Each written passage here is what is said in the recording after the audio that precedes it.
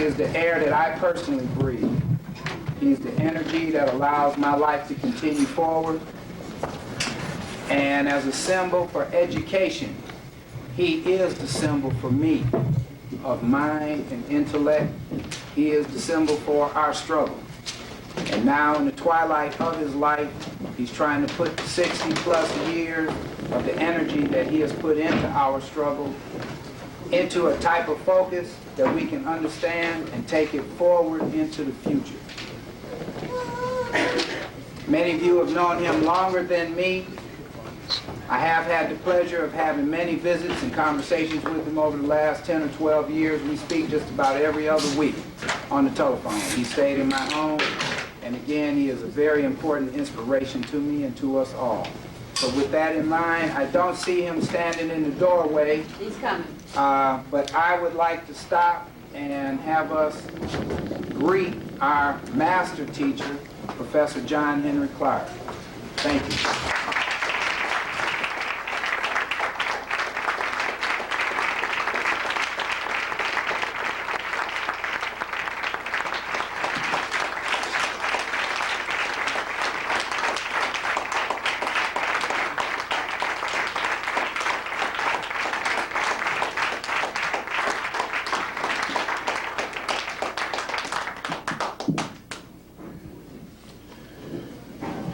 I appreciate being here again.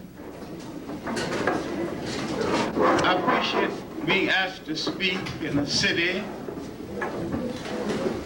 not too far from the one that I grew to early manhood in Columbus, Georgia.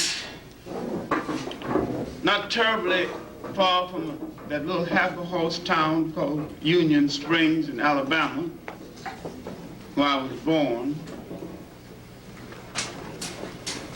I appreciate returning to the South and participate in the continuous change. I have no illusions about the South changing to the point where it's not all of what it used to be when I lived here. It is still part of what it used to be, though there's been some cosmetic changes. A cosmetic change is almost like a lady's makeup. Take it off, or forget about it, and some days you don't wear it. Now the subject for tonight is a subject that a lot of people have stayed away from because for academic reasons, for tenure reasons, for job reasons, for personal relation reasons, they have not wanted to discuss the African Revolution. They have not wanted to call it a revolution. They have not been willing to say why it failed. They're not willing to say what will have to be done to make it succeed. If we are now a people at the crossroads of history, then we are not at the crossroads only of our history. We are at the crossroads of human history. We are on the cutting edge of the history of man. Then why have we not asked the question? A people so potentially powerful have so little power. A people the most diverse people spread throughout the world. There's not a human society in the world where we have not touched and influenced. Why then, if we are the rightful owners of a piece of real estate called Africa, 12 million square miles, full of the richest mineral God ever created God and nature, and for me, God and nature is one and the same. Why then are we so poor? Who's managing our wealth? Who's managing us as we mismanage our wealth? How dare we call ourselves an independent people with independent state when the only way you can be independent, you must manage all of the wealth-producing resources of the country that you own. I'm not talking about a country you invaded. I'm talking about the country that is the historical geography of your early development and birth. Why do we own so much and manage so little? And why is there so much confusion among us based on pure man-made nonsense? And why do we go to war with each other over organized religions without understanding that all organized religions were brought to countries by foreigners, fakers, and fools?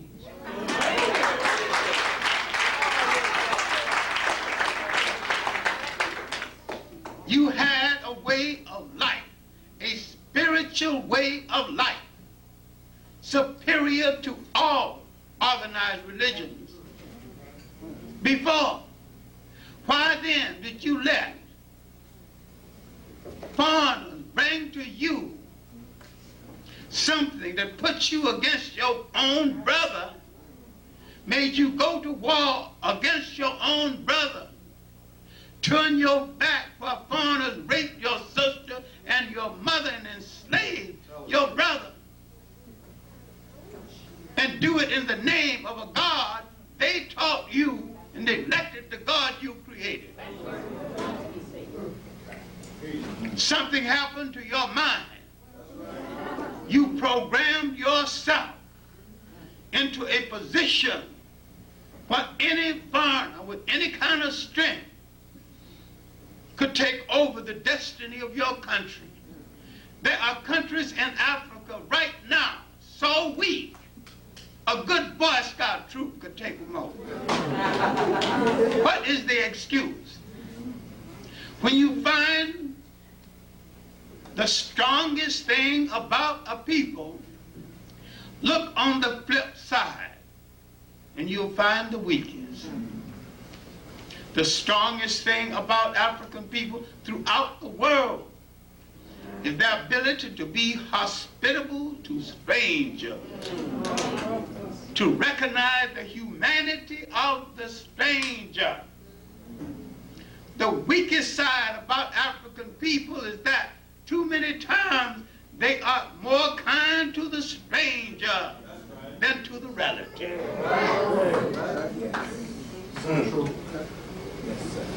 They invite the stranger for dinner and forget that they haven't even fed their children. It's a kind of kindness that's open to question. Now, what am I talking about? African people at the crossroads, talking about an African revolution that should occur, that did not occur in its true sense. African people at the crossroads, at what crossroads? The crossroads of human history, talking about the golden opportunity you missed because you could not find yourself on the map of human geography. And you kept identifying yourself with other people, sometimes other people who are failures. You couldn't go to Africa and understand the nature of the social systems in Africa that not only predates Karl Marx, it predates Europe itself. Now you got to go and get the European version of socialism. You can't read enough. Go back and understand that an African Pharaoh, Akhenaten, 1,300 years before the birth of Christ, announced the same theory from a throne and practiced it. The European announced the theory and betrayed it. Every humane theory that the European has ever announced, he has betrayed it. Christianity, Marxism, democracy, humanity. He never lived up to any of this. And yet you are following like a fool behind him with an empty basket, thinking you're going to collect some of his things in order to make something for yourself, and neglecting the richness of your own that you need to cultivate. That's right. That's right.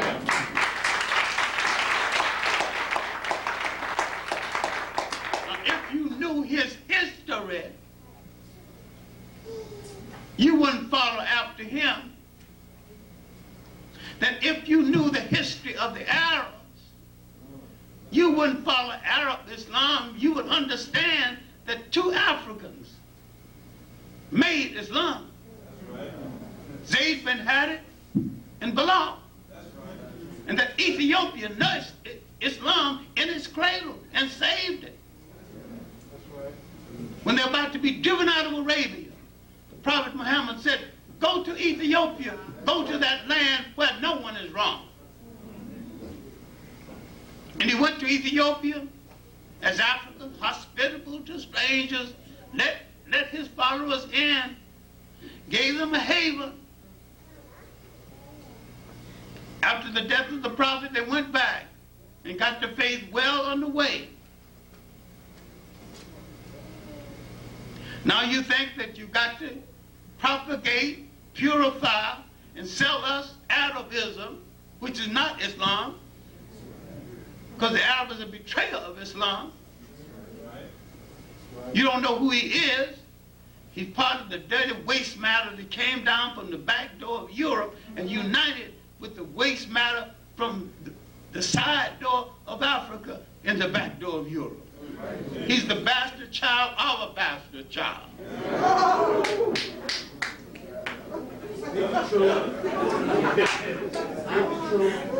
Now you got to follow him. When he came to Africa, the Africans thought, because it was during the period of the Romans, that the Arabs and Islam would help to get the Romans off of their back. They were right. But the Arabs got Rome off of their back. The Arabs replaced the Romans on their back, and he's still there. A vulture, a slave trader, a raper.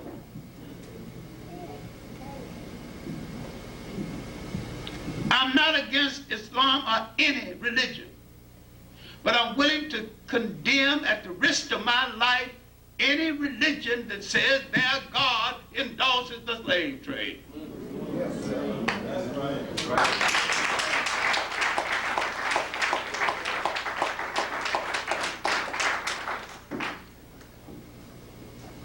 Africans are being killed in enslaved in Mauritania right now.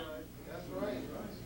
Africans being enslaved in the Sudan right now. That's right.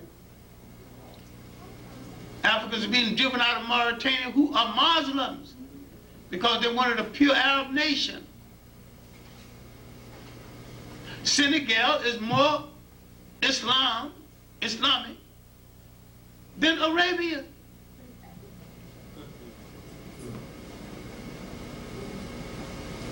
And yet the Senegalese Muslims being driven out. A whole lot of people in the Sudan who call themselves Arabs are just black-skinned Africans converted to the faith, now turn against and enslaving their own people. And when you can't say anything about this, then you're hiding behind the skirt of God, letting your own people be mutilated. Now, if we are at the crossroads of history, history is about to change.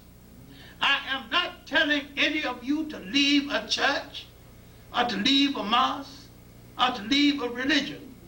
I am telling you everything that touches your life, every social thing, every political thing, every cultural thing, must be converted into an instrument of liberation or be thrown into the ash can of history.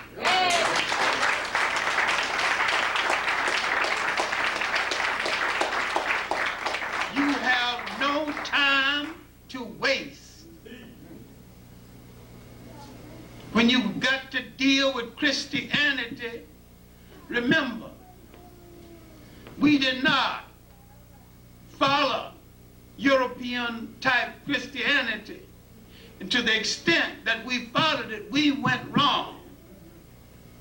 When we created the independent African church, it was a church totally different from the European church. It nurtured us, helped to give us some of our first schools. The church was once the schoolhouse. The church was once the place we hid from the law. The church was once the place we went to when we had no visible means of support. The church was once the place we went because we didn't send our people to insane asylum, to take care of mental illness. The church, all purpose, the church went back to the African spirituality before foreigners interfered with our spiritual way of life and started giving us some European garbage disguised as Christianity when it was a handmaiden of their conquest. Christianity became the handmaiden of European conquest. Islam became the handmaiden of Arab conquest. Now, listen to this statistic and maybe you sober down and stop telling that damn Arab lie about Islam being the black man's true religion and Arab being the black man's true language. Islam is an AD religion, not a BC. The Arabs are an AD people. We had religion and language 5,000 years before the birth of Christ, if you lived to talk. That's right.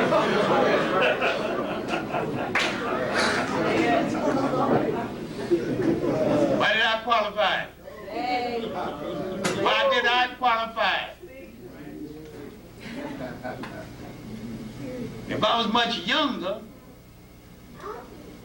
and made a statement like that, I would have my buddies at the door, one in front of the stage, in case I run for my life, I'd be able to get out of the building.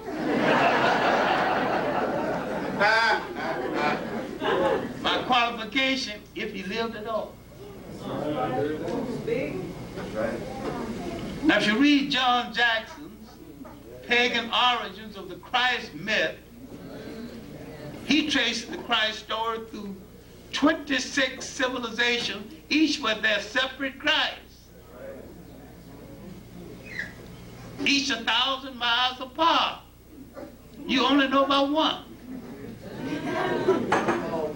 Every nation has, every major people have their own Christ concept. If you read a little pamphlet by Joe Massey, The Historical Jesus and the Mystic Christ, he examined the historical origins. Now, if you read another book by John Jackson, written before his death, Christianity Before Christ, what's he talking about? He's talking about the fact that Africans practiced the same religion, identical religion, did not betray it, thousands of years before Christ. And he explains what St. Augustine meant when he talking about the conference at Nicaea, said that these people are trying to give us a religion we had 3,000 years ago. What's he talking about? And we had it 3,000 years ago, then we had it long before Christ. A lot of people do not understand that you got to make a distinction between organized religion and a spiritual way of life. Say it again. The African had a spiritual way of life that predates organized religion. That's right. This spiritual way of life was so good and orderly. He had entire societies that did not have the word jail in their language because no one had ever gone to one. All right, then what did happen? The family structure was so good. Within the family, they had judge, jury, all of this built into the family. The family structure was a miniature nation. Everyone who came into Africa declared war on this structure. One of the people that declared war on the structure, the last and most disastrous, was the Arabs. He is a major womanizer. You must never touch one of his, but yours is free country for him. Study the Gulf War. When America went there, they told America that I'll be for you, but there's certain conditions. If your soldiers want any prostitutes, you better bring them with you, because there'll be no Arab woman converted to prostitution. And if any of your women walk around here in skimpy dress, we'll take the rest of it off her and beat her behind. You don't walk around here no many bathing suit. America obeyed to the letter. And yet, right now, there are African women enslaved who work in the field, Arab farms in the day, and serve them in the bed at night on their command. Now, when you fail to do anything about this and keep quiet about this, you're more than a coward and a hypocrite. You're a liar in history because you do not understand. Remember, it was in Africa that we gave women something which we intelligently conceded that was hers all along. Preference and equality. It was in Africa that the woman rode at the head of her army. It was in Africa that the woman headed a state for the first time. It was in Africa that a woman became a god for the first time. You get hung up with white women's lives, and you got a damn thing to do with you at all.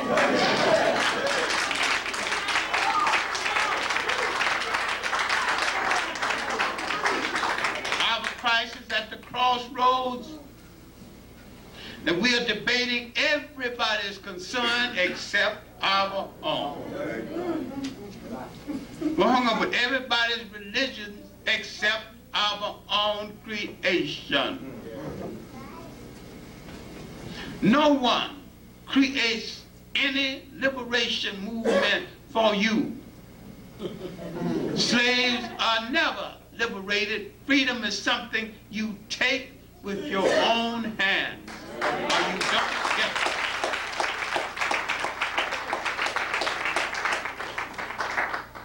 have encountered some misconceptions in history based on foreign invasions of Africa, based on our misreading of other people's literature that downgraded us, based on our acceptance of other people's words that's not applicable to us. We were never a minority.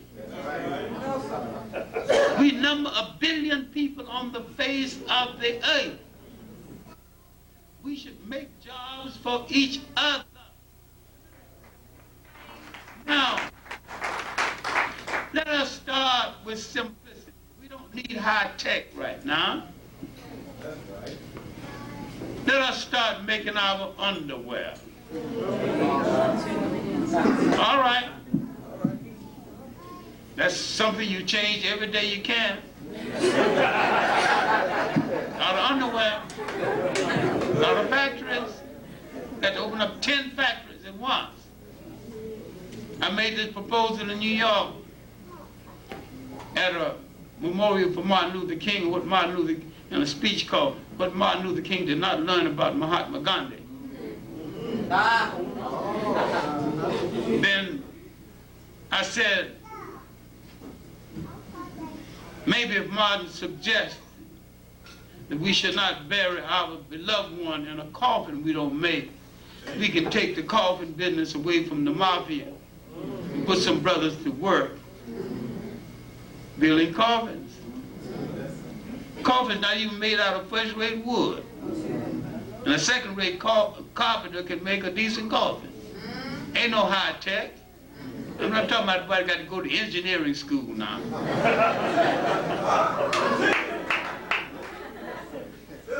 Why you buy all your coffins from somebody else? With all the undertakers you got, you mean we can't have one factory making coffins?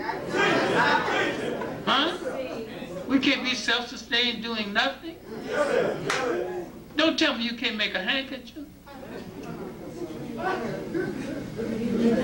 Look, I've known Afrikan for 40 years. I like him personally, and yet I have a running argument with him.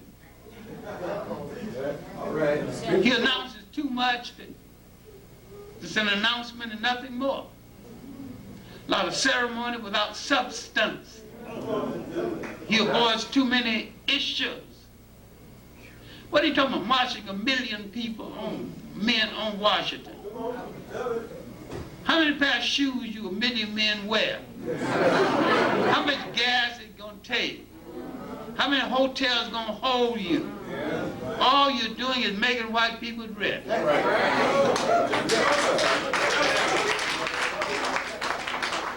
just suppose you save all that money and all that energy. You can build 300 supermarkets. But building a supermarket is less glamorous than before a camera posing on a march. I'm saying we suffer a disease where we have no doctors to cure. That disease is called ego starvation. We have a lot of ego-starved people. When they see a camera, they get hungry. Oh my God, let me get before that camera. Let me see my face. When the constructive work of building a nation is not being done, you start building a nation by creating the things essential to your existence. That's right. That's right. Why not say I won't wear any shoelaces I don't make? Now don't tell me you can't make a shoelace.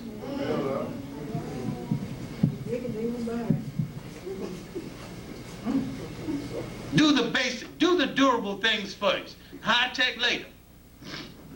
Assemble automobiles. Don't even buy a whole automobile. Buy the parts and assemble them. The brother who's assembling them got a job. Any good charge can tell him how to assemble them. Very soon the brother's going to be doing it so well, Ford's going to ask him, hey, bro, you want a job? Got one for you. You're doing it faster than me. If you're skillful, they'll hire you. People turning you away or call you back. We've forgotten our skill. We've forgotten what we did without interference. We've forgotten we produced societies that had no misery. We lived out our Christianity and our socialism. We didn't preach about it, we just lived it out. And we discovered something very early in life that a lot of us have gone away from. Spirituality and not religion is the enduring thing for man, a spiritual belief. Organized religion gives you a ceremony, creates a rationale for what it does to other people. Spirituality did not succeed because with spirituality you can't hustle. No pew, no priest with fine piping, no Cadillac. What you gonna take up collection for? With spirituality, every person is his own preacher. Certain people are guides. After a while, when certain people learn more than others, and this person comes to the spiritual forefront, if he wants his sandals, we make his sandals. If he wants to travel, we give him a porter to take him from one place to the other. So what are they going to take our money for? He wants books, we get him books. So this is why spirituality fell behind and organized Christianity came to the front. It came to the front because it was an interesting hustle disguised as a spiritual way of life. When Islam came out of Arabia, they came out as conquerors. They violated the very word of the prophet. The very Ethiopian that had saved them. The prophet said on his deathbed, Islam would never forsake Ethiopia when Ethiopia is in distress. Right before your eyes in your own time, an Islamic zealot, Gaddafi, armed little Eritrea, who destroyed the political effectiveness of Ethiopia. No nation has suffered more at the hands of Islam than Ethiopia. And yet the prophet has said Islam will never forsake Ethiopia when Ethiopia is in distress. In practice, this is as big a lie as Christianity that helped to bring in the slave trade. Now, I'm not telling you to leave religion. I'm saying convert it to your use or leave it alone.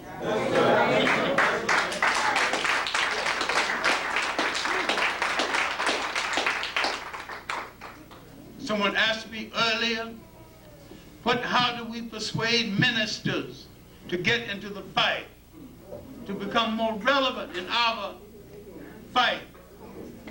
And my answer was, no demonstration, no leaflet, no shouting. Let him walk into the pulpit and see empty benches.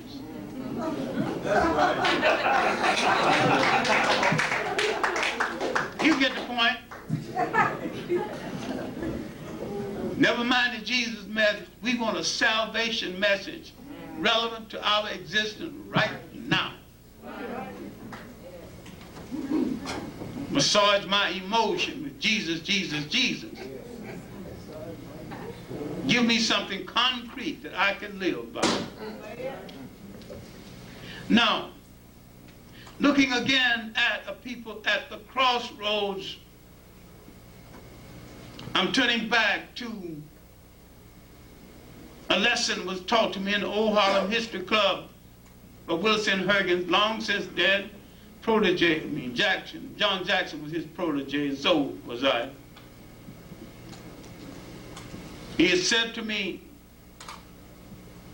John, we will have no problem getting to the door of the promised land. But we as a people will get to the door of the promised land and bunch up at the threshold and start an argument about whether to cross the threshold with our right foot or our left. And that's where we are right now, arguing at the threshold of liberation. Are we at the threshold of liberation? Our enemy realized that potentially we are the most powerful people in the world. They also realize that we're not going to do to them what they've done to us, because we're not going to waste that kind of energy. Of course, we'll knock him off our back. But who in the hell wants Europe?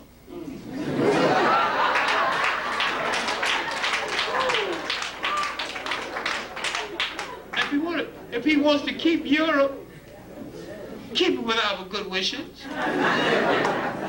But we want every inch of Africa.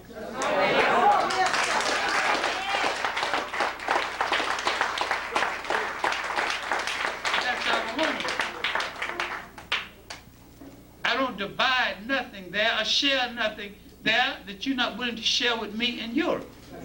I sure don't share any power. This is why I lost patience with the nonsense about non-racial government in South Africa. Non-racial, hell, I want an African government. Anybody can't live on an African government. The French don't argue about no non-racial government. They want a French-run government. No matter who lives there, it's a French-ruled government. If you don't like that, you can go home. Don't like their cooking, you can starve or go home. Don't like their law, you can go home. That's the government I want in Africa. Government so completely controlled by Africans is that it is your prerogative to leave if you don't like it. We'll show you where the airport is. We'll show you where if you want to go by boat, we'll show you where the harbor is. If you want to walk, we'll show you where the road is. Meaning out.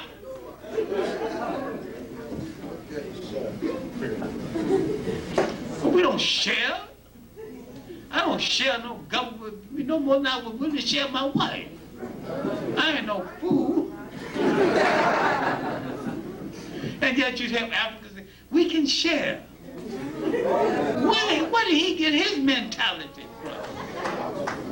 Create a non-racial government. White people still control South Africa. White people still control all of the wealth-producing resources in every single African country, and there is no exception. And the same thing as countries in the West Indies. Canadian company bought up the gold in Guyana. Do you know how much Guyana gets out of it? 5% of the profit of their own gold. Why in the hell didn't they send our young men to the mining schools of the world? Dig the gold yourself. Put it on the markets of the world yourself. Then why are the students studying nonsense? Studying management, don't even know what to manage. Why can't we follow the example of the Japanese? They didn't ask their students what they wanted to study. They lined them up and said, geography for you, medicine for you, oceanography for you, airplane design for you, automotive design for you, locomotive design for you, and you better get it. And they got it too. And made Japan a modern nation. Right. They lost the war, suffered 2 atomic bombs. Right. The same people who defeated them are now begging them for commercial space in the world. Yes. Not one demonstration, not one leaflet. Yes. Nobody shouting yellow power.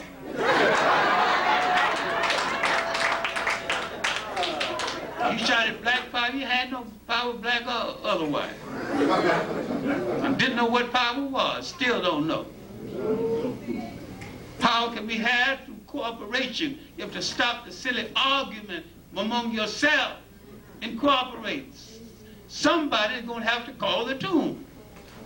Then you got to sit down, who's best to call the tune? Pick out the most intelligent one, and when that intelligent one works it out, say, okay, we go this way, there's no argument. Go that way. That's what the argument at the threshold of liberation is about. How do we go? But some people not only argue about how do we go, but whether we should go. Some said we should go the Marxist way. Some said we should go the Democratic way. Some said we should go the Republican way. We got to go the Christian way, you know. After all, we got to have the law.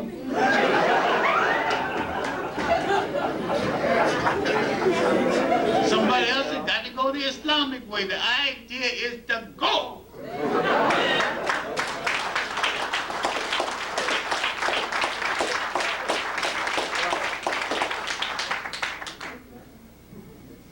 We have to stop dividing ourselves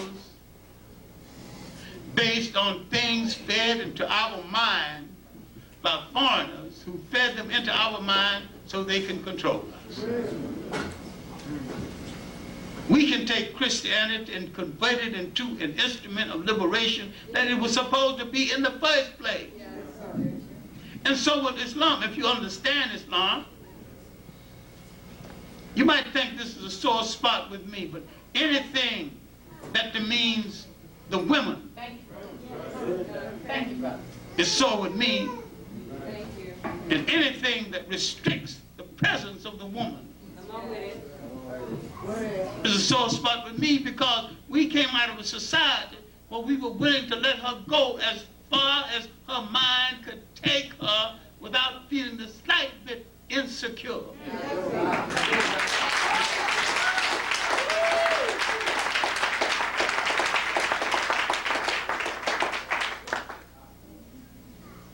Women who feel insecure with black men in power are dead wrong. Black men who feel insecure with women in power are dead wrong. Because we didn't base it on men and women. We base it on ability, and we respected ability. There should be no man bashing or women bashing, but cooperation between the two. Now, this is the kind of society we had.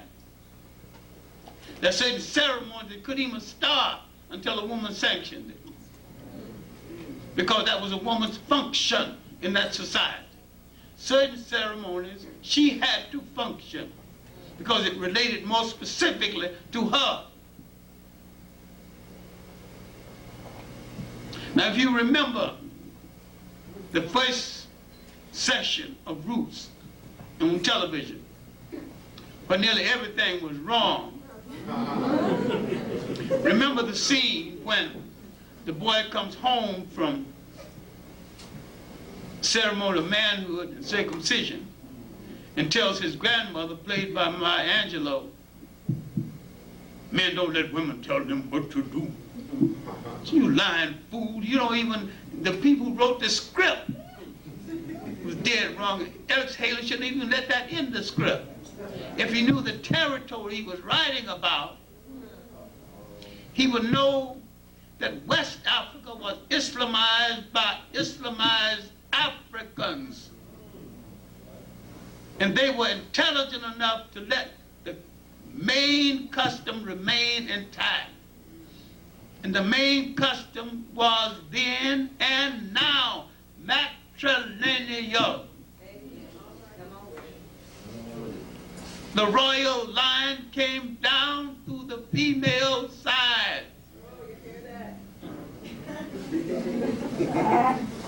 In East Africa, the Arabs installed Islam.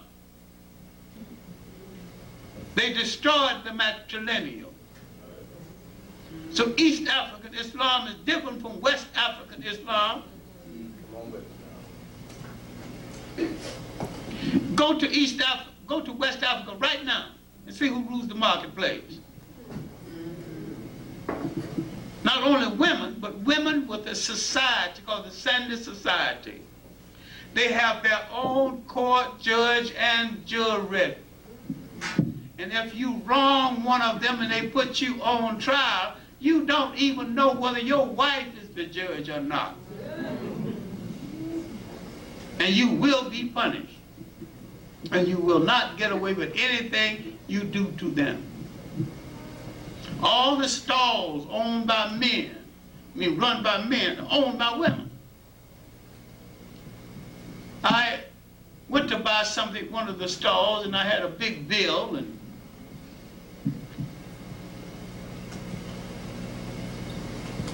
I wanted change, and he called the lady over. I didn't know who she was. She didn't look any different from the other market women. But the woman was a millionaire.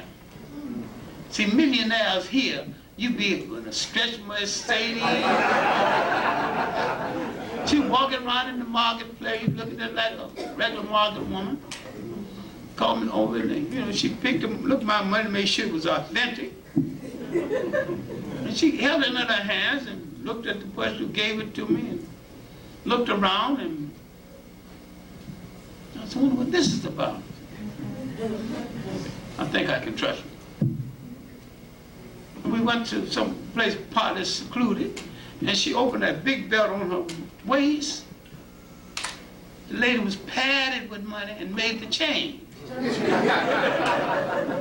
I said, you're absolutely safe, sister, and I admire your industry, but would you tell me in American money just about how much you carry on you? She said, well, I haven't counted it since this morning, and I've been collecting at my different stalls, but it might be from $50,000 to $100,000 in America. I said, aren't you afraid to be robbed? She said, everybody knows me. And everybody knows I have money. If anybody touches me, everybody will know who did it.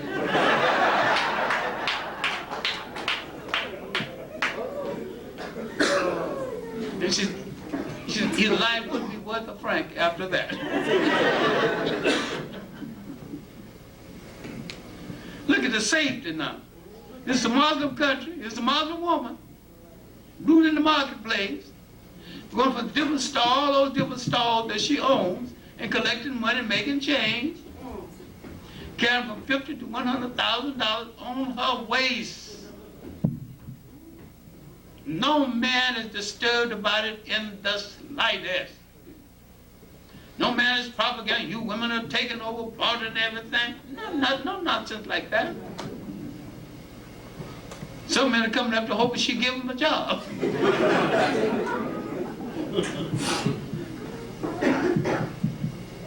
I'm saying the best values of society that you created did not die.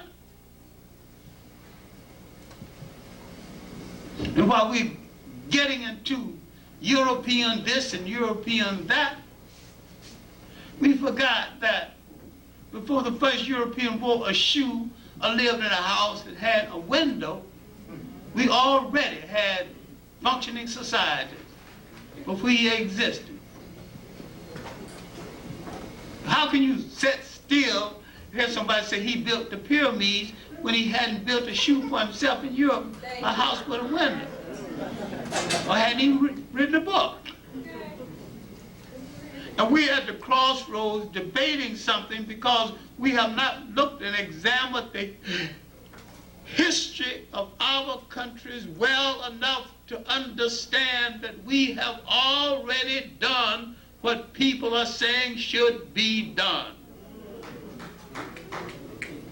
And we don't have to argue between Marx and Leninism because we had produced a substance and practiced it long before there was a euro.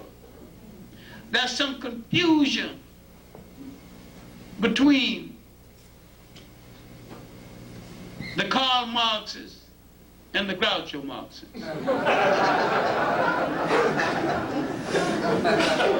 Grouchos seem to be making the most noise, while the Karl Marxists seem to be in retreat. Why don't we tell people we've been around this track before? And what you got to say? We never formalized things, we never dogmatized things, we just lived it out. With the first invasion of Africa from Western Asia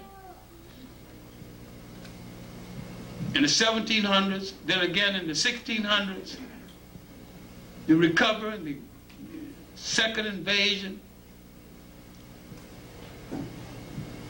was 65, thereabout.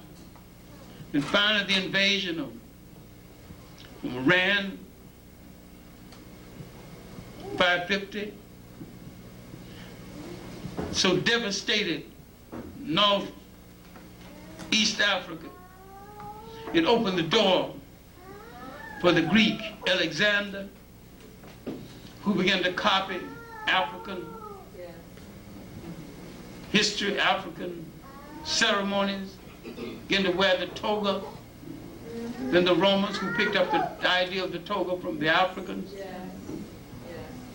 stopped killing, finally forced Christianity into being through taxation and misery. Finally stopped killing Christians and became Christians for political reasons. And the European is still a Christian for political reasons. And why are we following behind his Christianity, not knowing that his Christianity is some fakery dreamed up at the conference at Nicaea, 325? It is not Christianity at all. It's the handmaiden of his conquest. Finally, he made such a mess of it, a camel boy began to grumble, asked for reform. Failing to get reform, he asked for a new religion. This new religion was Islam. Now Africa is in another power track of history. The Africans favored the Arabs at first. The Africans were in Spain. Understand this, because most of you will not read history. The Africans were in Spain, well entrenched, 50 years before the Arabs. The general was Tariq bin Azad, known as Jebel Tariq. The Rock of Gibraltar is named after him. There's a classic work written by a Turkish woman, Halit Bagiba. She said the army was as black as ink. The general was blacker still. The general was Tariq bin Azad, and she wrote a book bearing his name, Tariq bin Azad. Why did the general look better, look blacker than the rest of them? His horse was dressed better than the kings of Europe. His horse, silk and brocade. He was riding a white horse. The others had another kind of horse that showed off his blackness.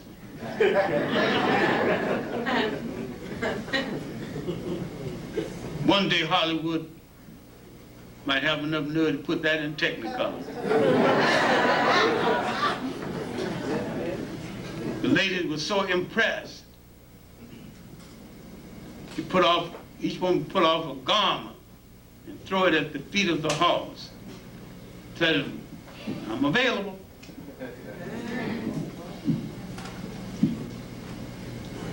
Africa gonna have to own part of Hollywood before that one was made. But that would last almost 800 years. But the rise of Europe after the Crusade would put us into another bind. Europe rose discovered shipbuilding again, started the slave trade, began to scatter Africans throughout the world. They had been scattered voluntarily throughout the world through adventurism and voluntarism. Now they're being scattered as slaves. We're in another bind now. We will not come out of this bind. The 19th century will bring us back to African consciousness again, something now mistakenly called Afrocentricity. That's right. That's right. Come on with it. It's African consciousness, because you should not avoid using the word African, all of it. Don't use no fro.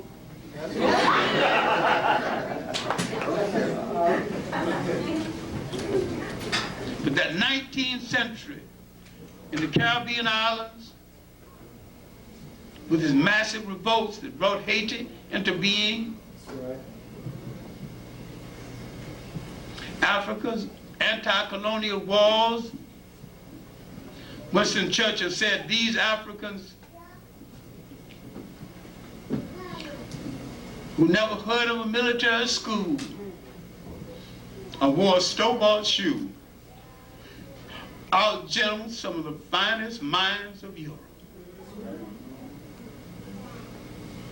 Now at the end of the 19th century, Africans began to negotiate, appeal, these Christian Africans now, appealing to the conscience, the Christian conscience of the Europeans, not knowing he had no Christian conscience. It was lack of Christian conscience that led him into the slave trade.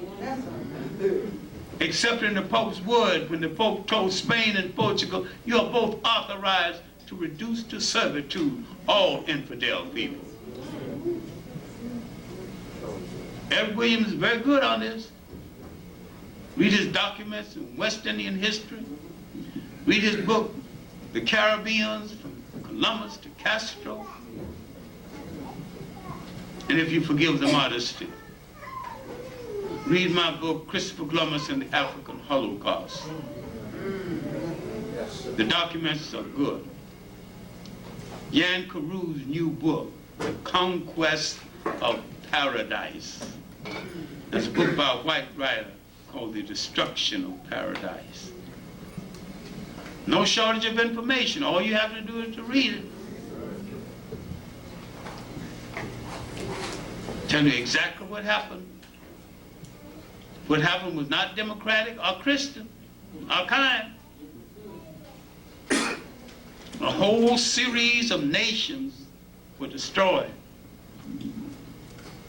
Indigenous American nations, Federated nations, Cherokee nations, Algonquin nations,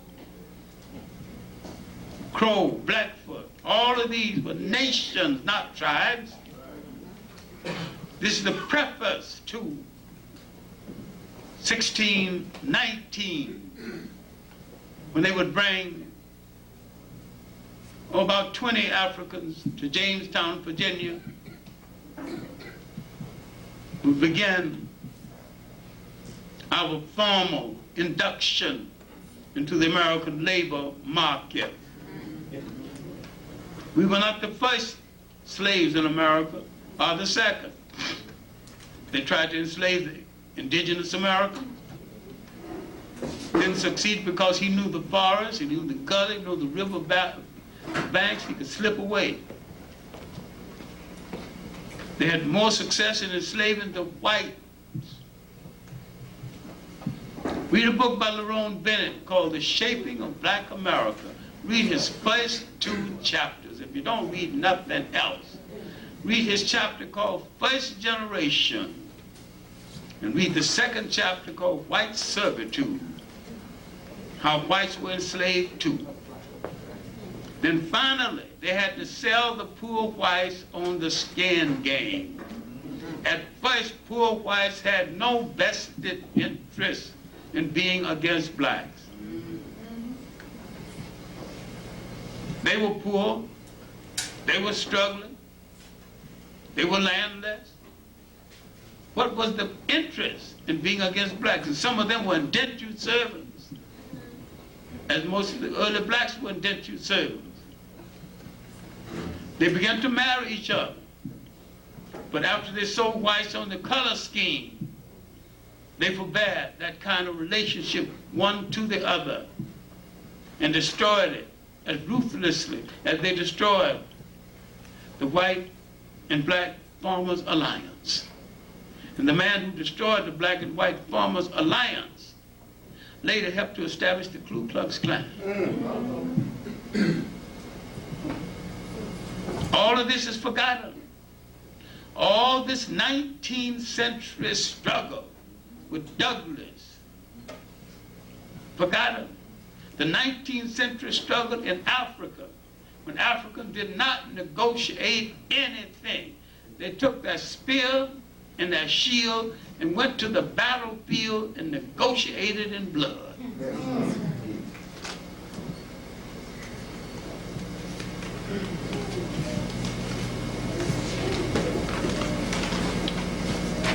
They announced that negotiation through their manhood. At the end of the 19th century, missionary-trained Africans, Caribbean islands, Africa, Christian Africans in the United States began the whole track of appealing to the Christian conscience of people who wasn't Christian in the first place.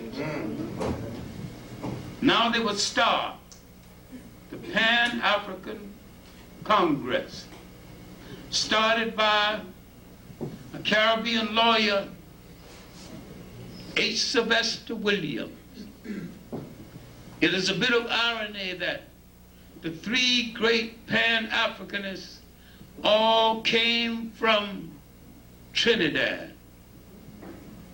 H. Sylvester Williams,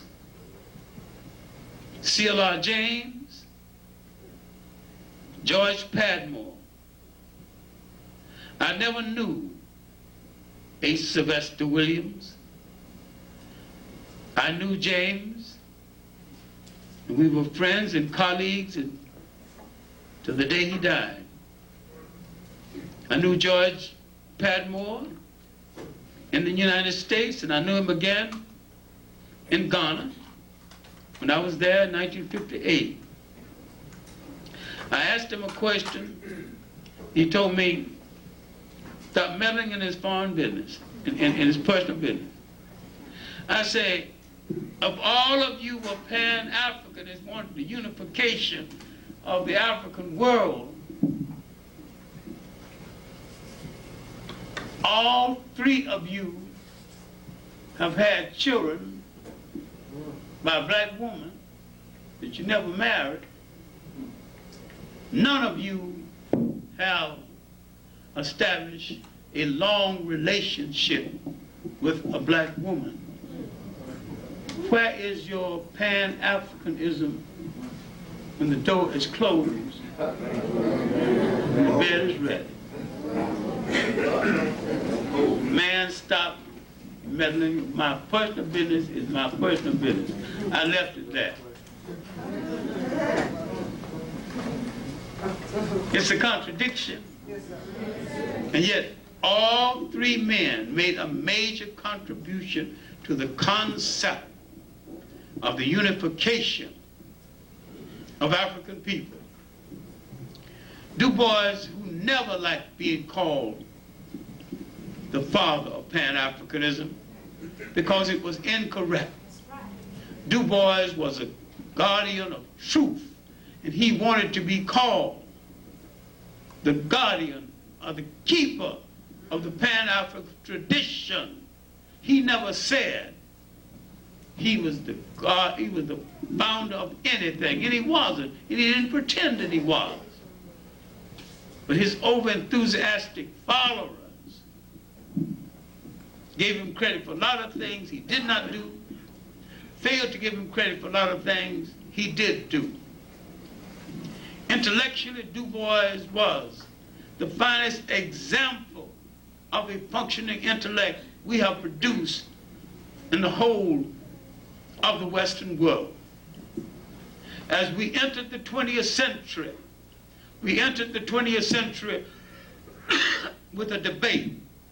The debate was over Pan-Africanism and nationalism. The debate was over something we haven't even settled today. What kind of education we need for tomorrow? What kind of education we need for our children? We were debating between Booker T. Washington's approach and Du Bois's approach. We were wrong then, we are wrong now. Both Du Bois and Booker T. Washington was right. They did not contradict each other. Both were speaking out of their respective environments and backgrounds. Booker T. Washington, born a slave,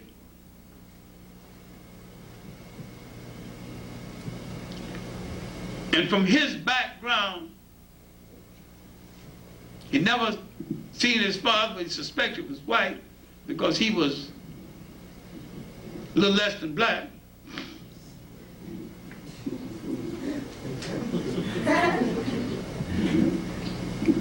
Du Bois, a New England aristocrat, and you can be a New England aristocrat without having money. Good family, good education, good manners, good friends, hadn't disgraced yourself publicly or privately, so you're an aristocrat.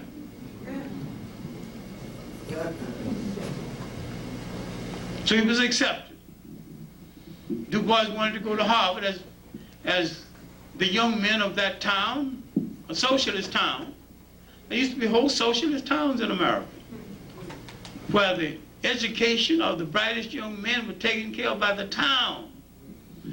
Knowing that he got high marks and good to well thought of, knowing for sure he would go to Harvard, they sent him to Fisk. And there Du Bois discovered who he was.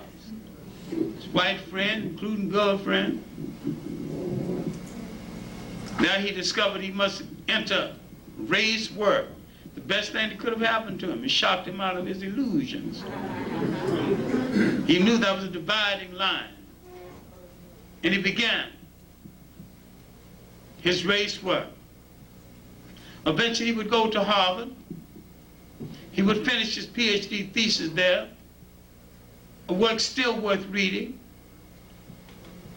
The suppression of the African slave trade to the United States, published in the Harvard series of books by students.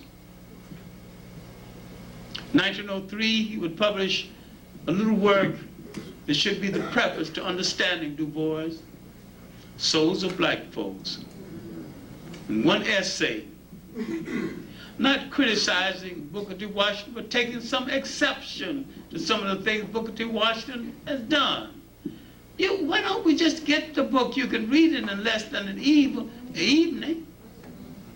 Why don't we just read Souls of Black Folks? Don't take my word for it. I want you to check me out. I want you to try to find me wrong, because I know you can't do it. I read his Gift of Black Folks. Then 1915, read his classic essay, Africa in the War. Then read his little book called The Negro, a general survey of African people in the world, doing exceptionally well what I've been trying to do in a condensed form. Give you a picture of African people functioning in a global situation where the basic headquarters of African people throughout the world is Africa itself. So long as we are shy about identifying with Africa, we got a problem that's not going to be solved. Italians never shy of identifying with Italy. Germans are not shy of identifying with Germany. The word German America is longer than the word African America. You can say that. Your tongue don't fall out. No, you got to abbreviate it. Afro. There ain't no fro. So therefore, Afrocentricity is a personal exercise. But if it has any meaning at all, it must be called African centricity. That's right. Then if it's called African centricity, it has to broaden its base. It must include the great 19th century radicals. It must include a good analysis of the man who's been called the father of black nationalism, Martin Delany. It must include an analysis of his work, the condition and elevation of the colored race. It must include his work of the history of the concept of race and how it developed. It must include Frederick Douglass. It must include Frederick Douglass with some kind of honesty. Too many times, the whole women live movement want to dismiss Douglass because he wasn't exactly as kind to his black wife as he should have been. All right, I'm sympathetic toward his black wife.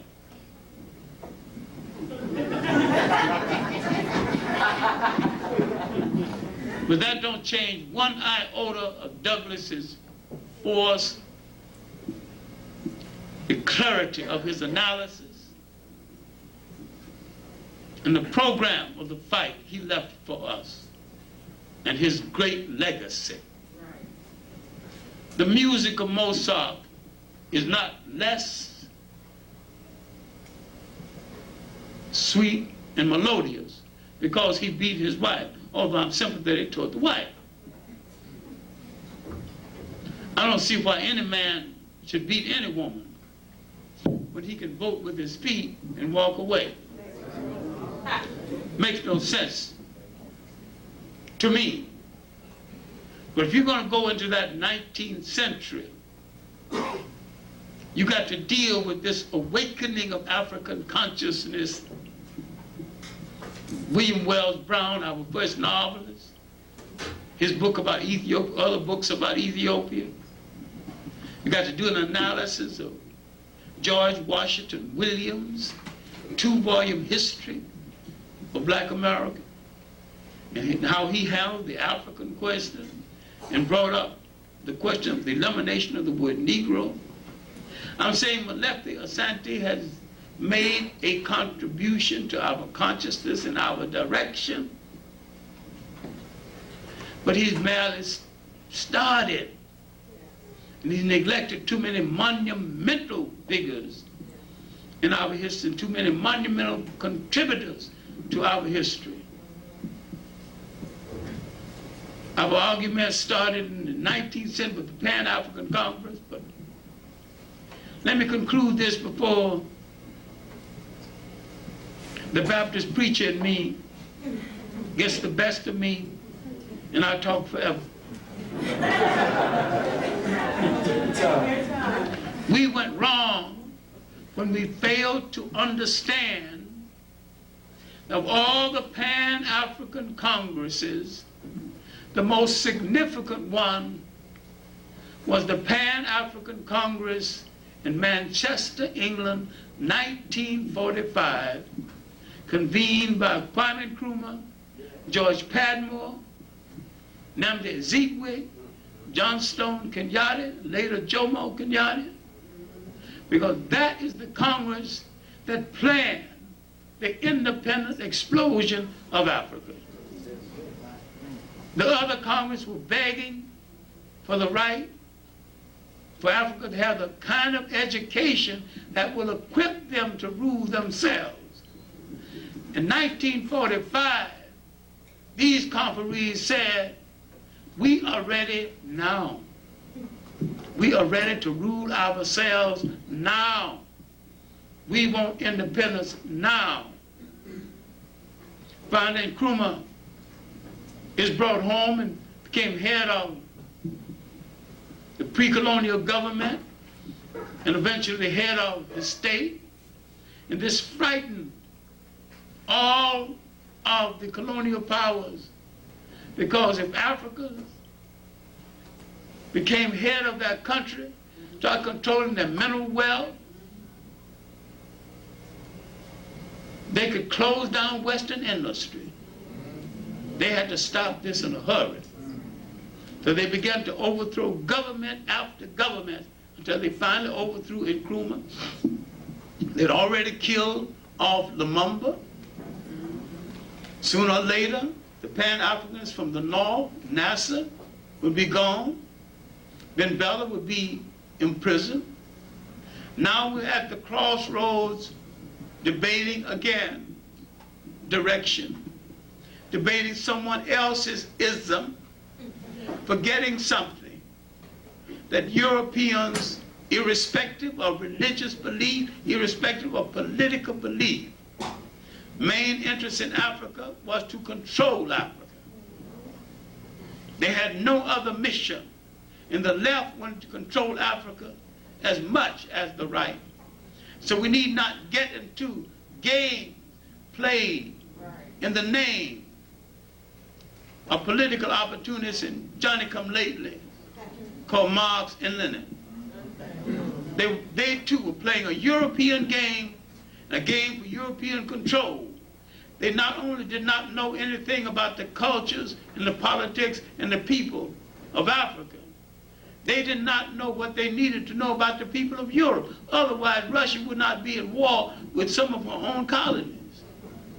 Had she recognized the culture difference and the religious difference in these colonies, these people were willing to stay within the Russian orbit, but not willing for anybody to dictate everything to them and use their resources at the same time.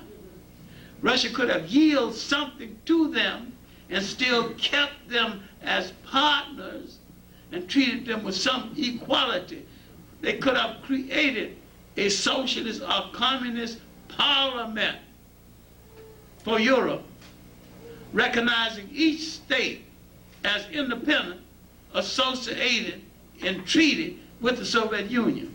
But they had to make the stupid mistake of declaring that Russia is officially an atheistic nation.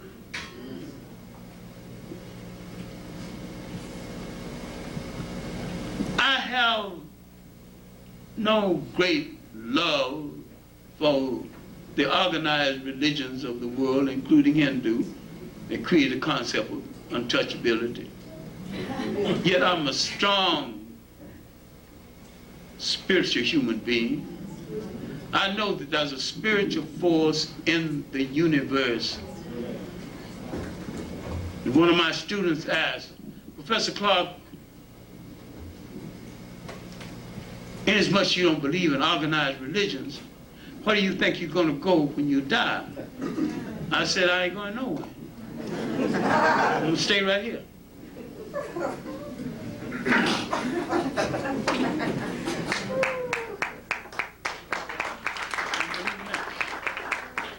I'm going to live in what I did, live in who I taught.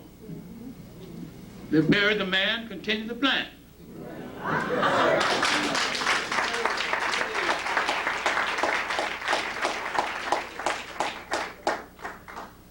I would no more live without spirituality being a part of my being than I would get on all fours and walk with the dogs. For it is spirituality, not religion, that lifts me higher than the dog. Now when I can make the seasons change, make the oceans roar, start a hurricane and stop one,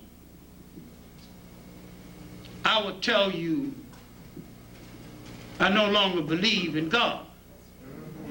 Because when I can do that, I will be God. I know I will never do that. So while I do not believe in organized religions because all of them are hypocritical. I believe in love, people. I believe in myself.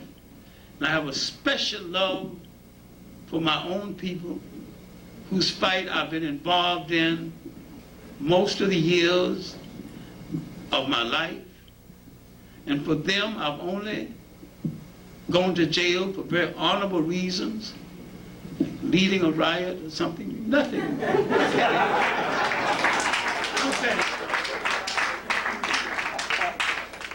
I've not disgraced myself. And I look good once they examine me and told me there'll be nothing in my whole life that you need to feel apologetic for. I have considered myself to be a product and part of the ownership of African people and struggle, and I have never been outside of that struggle. Our Holocaust need to be mentioned here in conclusion, because it was not only the death of so many of us, it was the death of aspirations, it was the death of hope, it was the death of possibilities, it was the death of dreams unfulfilled. I am saying this did not end at all. We will live through what we leave behind for our children and what they subsequently will leave behind for their children. We have suffered the longest and most brutal Holocaust in human history, 100 times worse than that internal family affair in Europe. Faith has spared us for something. Faith has not spared us to feed poison in our veins. Faith has not spared us to douse our bodies with alcohol and die in a drunken stupor. Faith has spared us to deliver a message to ourselves and to all mankind. We need not burn anyone's church or demean anyone's religion. But when it touches our lives, we need to convert it into an instrument of liberation, and we need to stop worrying about who cares about what we do, so long as we are clear that this is what we want to do for our liberation. We need more independent schools. We need an independent political school, a political association. We need something to preserve the languages of Africa. There shouldn't be a black child over 10 who is not skillful in computers, in math, and in science. You have to instill into this child from birth, you're born to lead. Right. You're born to bring a new son to a people cast away, brought out of their homes against their will. Right. You're born to dig so deep into your history, you can tell the world with accuracy, long before there was a Europe. African people created the philosophical thought that went into the making of what you think is Greek philosophy, which is nothing but African philosophy. Right. African people, again, created the spiritual thought that went into the making of the Bible, something you have written into myth and lied about. We gave the world its first humanity. And if faith spared us to give the world its first humanity, then our great message to the world is a message of enduring humanity for all mankind. And remember, and teach your children to remember. and to have confidence. If we did it once, we can, of course, do it again. Thank you.